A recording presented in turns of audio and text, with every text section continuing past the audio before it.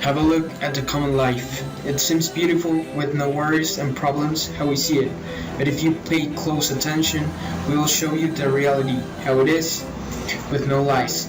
We recommend sensitive people not to watch this documentary. Up the rice in the church where a wedding has been. Lives in a dream, waits at the window, wearing the face that she keeps in a jar by the door. Who is it for? All the lonely people. Where do they all come from? All the lonely people. I have a dream. I got a dream. One day, We gonna work it out. one day, We gonna work it out. one day. We gonna work it I out. have a dream. I got a dream. One day, We gonna work it out. one day. We gonna work it out. My name is Ronald Hathaway. I wasn't born in this state. I was born in New York. Port Jervis, New York, 68 miles northwest of New York City. My name is Sam Jones. Okay, I'm from here. David Davis. I'm from Salt Lake down here. John Doe from Salt Lake. Actually, I had a great childhood. I was just a normal kid, just like everybody else. I actually had a great childhood. With West High. In fact, I went to the university. Oh, really? Yeah. Would you say you'd be? I studied sociology. Oh, really? Yeah. I grew up in the orphanage, Okay. Catholic orphanage, and they beat me up so bad. I got 2 years in college. I was studying English. So, what was your childhood like? It was fairly normal actually. Grew up mid class. Wasn't too bad. Didn't really have an abusive family or anything like that. Where did you go to school? Central High School. Central High School. Yeah. I had a good childhood. I grew up by Skyline. I had a privileged childhood, I think. Yeah. Got anything I wanted. And I built a business. That was good. What was the business? A painting business, painting contractor. Yeah. And I had to quit that because I was ended up allergic to it. Oh, really? So I tried to retrain myself, then the bottom fell out of the economy, and here I am. So, what would you say is your biggest misconception of homeless people? They're dirty, scary people, and I know some of them have drug addictions and things like that, and alcoholism, but a lot of that's from so they can't deal with their problems or they have a hard time adjusting to their situation. Some of them don't care, but a lot of them are just trying to dig themselves out. A lot of them are nice people. That's what we've come to find. Yeah. My big misconception is most people think homeless people don't want to work. They want everything free, and we really don't. And if you notice, most people are just doing their best to find work. And I want thanks for Obama for all he's doing. But we do need more work out here. We do need more work, and we also need more state aid for the people that can't work. That can't work. I don't know, some may look at me as a burden, or I don't know, some look at me as scary because of my long hair and the way I dress, but ultimately I'm an easygoing guy. I like to be a do-gooder sometimes, see if I can help somebody, and I don't know, just be peaceful, and that's kind of what makes me happy, so. Well, I used to think I meant something to society until I got here. When I was a kid, okay, and I just followed the wrong people, and actually, when you're a kid and you follow the wrong people, you're going to end up in a place like this when you're older, and we don't think about that when we're kids, okay, so. I think it's the economy more than anything, lack of jobs, and getting old. Yeah. And you can hire 3 20-year-olds, you don't need to hire a 55-year-old. I was hit by a car and fractured my neck in a few places. I couldn't work, put me out of work, and then I got back to work, and then my back kept going out and stuff, so I couldn't pay my bills. Things just got worse and worse, and then I stayed with friends for a while, and then you can only exhaust your resources so much. And then so I've been coming down here off and on. And, you know, sometimes I'll have an apartment and then sometimes I'll lose it. And just depending on how my work goes with my back problems and stuff. I was in a rice boat. I came back in a rice boat from Indonesia to Singapore. Singapore to San Francisco. I smuggled myself inside the United States. What brought me here, new life, different kind of living. A little hard to find a job from there. It's hard here too. I've been here for like 7 years already. How old are you? 37. 37. How would you end up in Salt Lake? Okay, I have they call trespassing up in Elko, Nevada. They told me I had to leave there. So I got like 19 days. First day I was in jail 5 days. After that I got 2 weeks, 14 days. Because the security guard doesn't like me at all. So tell me to leave. I said I got no choice. The judge told me I had to leave. I leave there. If I'm not working, I just walk around, maybe find friends or relatives like that are grandmas and grandpas, maybe if they need something done in the yard or something like that. Just something to keep them busy. I don't have much family left. Most of them are dead.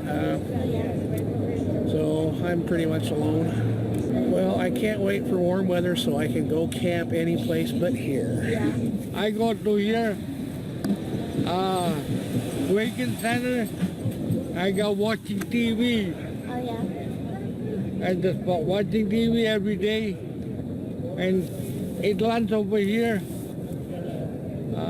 I got there for lunch over there, and sometimes I do not have my lunch, especially on Saturday and Sunday. They don't have any lunch. So I go under the bridge for lunch there.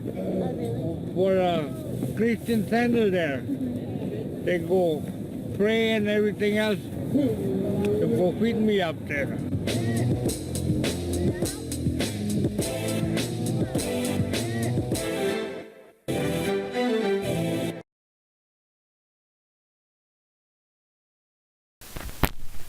Mi nombre es Carlos Alfredo Cruz y Perro, soy un ciudadano de Pereira, residente en el conjunto residencial Albuquerque y soy ingeniero civil de profesión. Vamos a comenzar con las preguntas. ¿Usted da limosna a los habitantes de la calle? Pues normalmente no, pero hay unas personas que yo conozco hace mucho tiempo que son jóvenes o personas que dialogan en la calle y viven en ciertos sitios, pues que me veo casi en la necesidad apremiante de colaborarles porque uno sabe que están necesitando por lo menos para mitigar el hambre o la necesidad. ¿Limosna a los habitantes de la calle? Usualmente no lo hago. ¿Da usted limosna a los habitantes de la calle? No me gusta dar limosna, no les doy ni un peso. ¿Usted qué cree que hacen los habitantes de la calle con el dinero que reciben? Pues hacen lo que hace todo el mundo.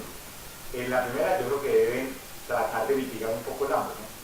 Pero también hay que decir que ese dinero se utiliza para efectos de poder mitigar con la droga o con cualquier persona, cualquier droga que sean adictos a ella. Hay un problema de adicción muy grave y en cierta manera la droga la utilizan para poder mitigar el hambre, el frío y la desatención, la falta de afecto, todas esas cosas.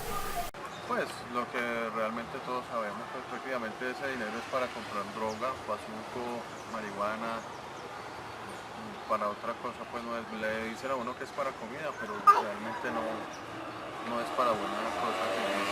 Well, I don't think they give it a good purpose. You can't usually say that they give a good purpose to that money. Not always you can say that they use it for clothing or food. ¿Ha tenido usted problemas con los habitantes de la calle? No, nunca. A pesar de que he ambulado en la calle a pie o alguna cosa, no. Realmente no recuerdo haber tenido con alguien alguna situación así, no. Que me haya alguna puesto en riesgo mi seguridad o mi situación personal, no la he vivido. ¿Usted qué solución puede? ¿Ha tenido usted algún tipo de problemas con los habitantes de la calle? Por ejemplo, lo que me ha pasado a mí con mucha frecuencia, pues yo creo que son habitantes de la calle, es en los semáforos que se encuentra uno mucho, que le piden plata, que le tocan la ventana a uno, que le quieren limpiar el vidrio a uno en el carro, y eso a veces es muy molesto, o el que le da con el palo a la rueda del carro, pues no sé con qué fin, pero eso sí se vuelve muy molesto, y eso en muchas partes de la ciudad donde ocurre eso.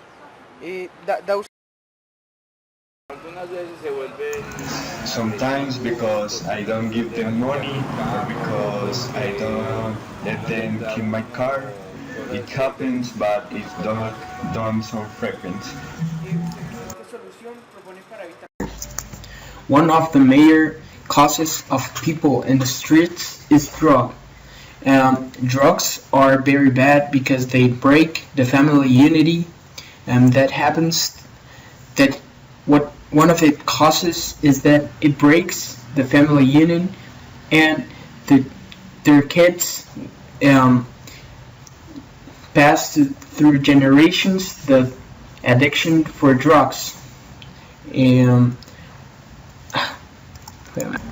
According to the survey results, about half of Colombia's population frequently used legal substances such as cigarettes and alcohol. Not less than 1/5 is at risk with problems associated with abuse. On the other hand, about 10% of the population has ever used illicit substances in life, and almost 3% did so in the last year. The recent illicit substance use among men is 3 times higher than among women. The age group with highest prevalence of illicit psychoactive is 18 to 24 years, 6%, followed by the group of 25 to 34 years, 3.9%, and 12 to 17 years, 3.4%.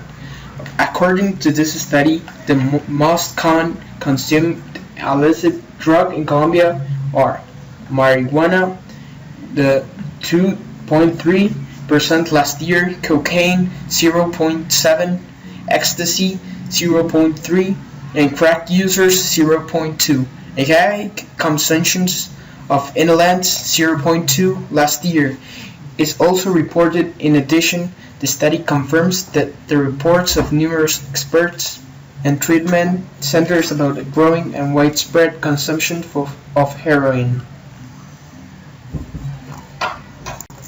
More specific data show that 4,281 respondents between 12 and 17 years in an aggregate sample of 29,164 people, one in 5 had consumed alcohol during last month, 29.55%, of which nearly 1/3 can be considered risk consumers. Regarding tranquilizers, substances, diazepam, lorazepam, aprelozepam, clonazepam, and the 0.2% of young people in that age group consumed them recently during the last year. As for illicit drugs, marijuana is the most widely used, with 2.9%, followed by cocaine 0.8%, inhalants 0.5%, ecstasy 0.4%, and bazuco 0.1%, all considered in the context of recent use, that is during the past year. However, it's noteworthy that since the data collection was conducted through the surveys applied directly to households, could be considerable underreporting.